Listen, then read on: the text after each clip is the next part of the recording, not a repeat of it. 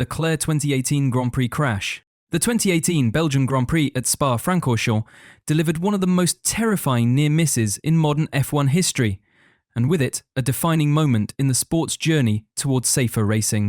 At the heart of the incident was a young Charles Leclerc, then a rookie driving for Sauber, who came within inches of tragedy, only to be saved by one revolutionary piece of technology, the halo. As the lights went out, Nico Hülkenberg, braking far too late in wet conditions, slammed into the back of Fernando Alonso's McLaren with brutal force. The impact launched Alonso's car skyward, turning it into a missile with no control and no mercy. As it flew through the air, it smashed directly over Leclerc's Sauber, the underside of Alonso's car coming terrifyingly close to decapitating the young Monegasque. Leading a race, won't go on to finish it.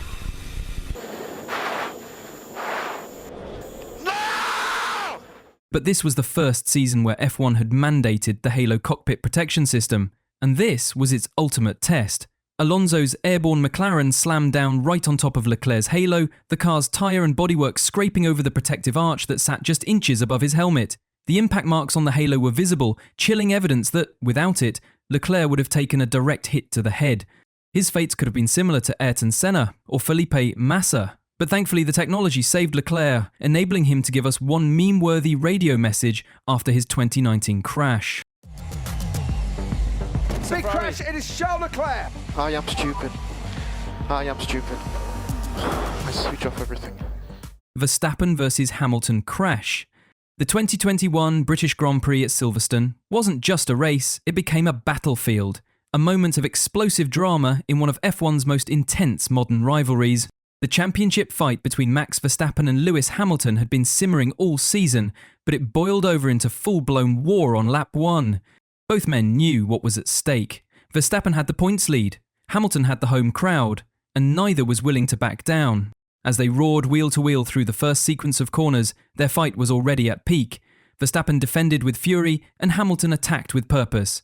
Then came Copse Corner. One of the fastest corners in all of F1, Copse demands absolute precision. As the cars approached side by side, Hamilton dived up the inside, but Max, refusing to yield, turned in sharply. The two cars made contact, Hamilton's front left brushing Verstappen's right rear, and in an instant, Max was gone. This is the accident.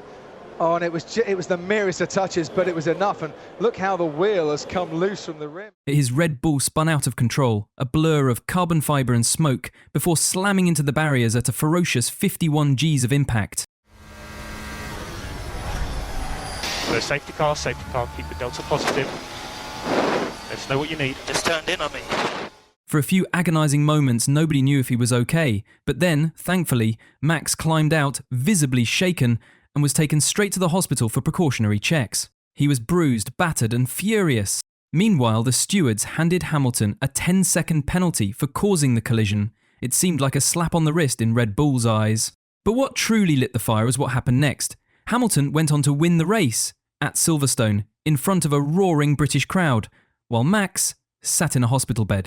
As expected, the fallout was nuclear. Red Bull team principal Christian Horner blasted Hamilton's move as desperate and dangerous, while Helmut Marko demanded harsher penalties. Max himself later said Hamilton had shown disrespect by celebrating the win while he was still being evaluated for injuries. On the other side, Mercedes stood firm, arguing that Lewis had made a legitimate move and that Max's aggressive driving had left no room for survival. So, this wasn't the only crash, but there is a war of egos between the two teams. Alonso's brutal Brazil crash, 2003. The 2003 Brazilian Grand Prix was already chaos incarnate, rain-soaked, accident-heavy and red-flagged twice, but nothing prepared fans for what happened to Fernando Alonso near the end of the race. As Mark Webber's Jaguar slammed violently into the barriers on the main straight and shattered into 1,000 pieces, carbon fibre debris was scattered all over the track.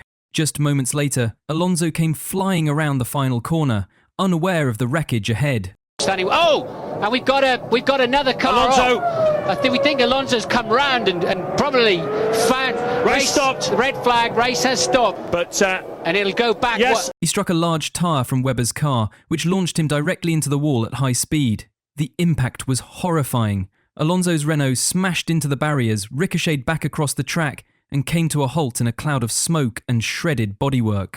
This accident could have easily killed him, but fortunately, he only got multiple bruises and minor injuries, and was briefly hospitalized for precautionary scans. He was dazed and clearly in pain, but avoided anything more serious, an almost miraculous outcome, considering the velocity and violence of the crash.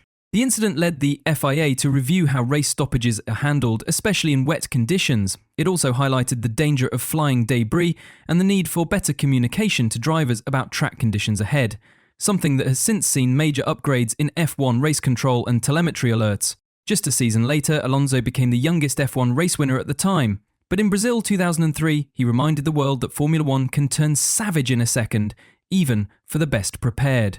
Sergio Perez's tunnel horror crash. It was May 28, 2011, when Sergio Perez almost gave us a heart attack. During the final minutes of Q3 at the Monaco Grand Prix, Perez lost control coming out of the fastest section of the track, the tunnel. Exiting at nearly 280 km per hour, he clipped the inside barrier at the chicane entry, spinning violently and slamming side-on into the Tech Pro barrier.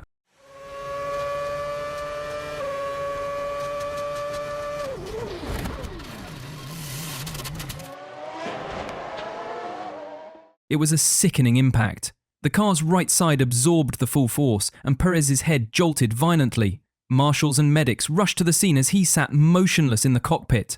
The session was red flagged instantly. For several haunting minutes, fans and commentators held their breath. After a few moments, we came to know about our driver's situation. Perez suffered a concussion and sprained thigh, and he was hospitalized overnight in Monte Carlo. Miraculously, there were no life-threatening injuries, but he missed the race the next day.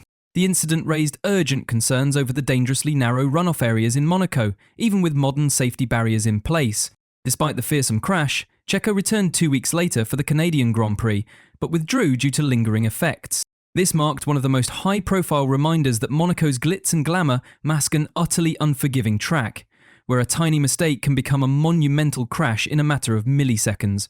And Perez earned a badge of honour early in his career by surviving Monaco's most terrifying blind spot, Wolfgang von Tepp's 1961 crash. It was September 10th, 1961. The championship battle was heating up, and all eyes were on Ferrari's rising star, Wolfgang von Trips, a German aristocrat with a quiet demeanour and ice-cold driving precision. He was leading the Drivers' Championship and only needed a solid result at Monza to secure his first world title. But that day, destiny had a crueler script in mind. As the race thundered into its opening laps, Von Trips found himself wheel-to-wheel with Jim Clark. They were approaching the iconic Parabolica curve, a high-speed section that demanded nerves of steel. At over 150 miles per hour, the two cars made light contact, just enough to disturb the delicate balance of Von Trips' Ferrari. But in an instant, tragedy erupted.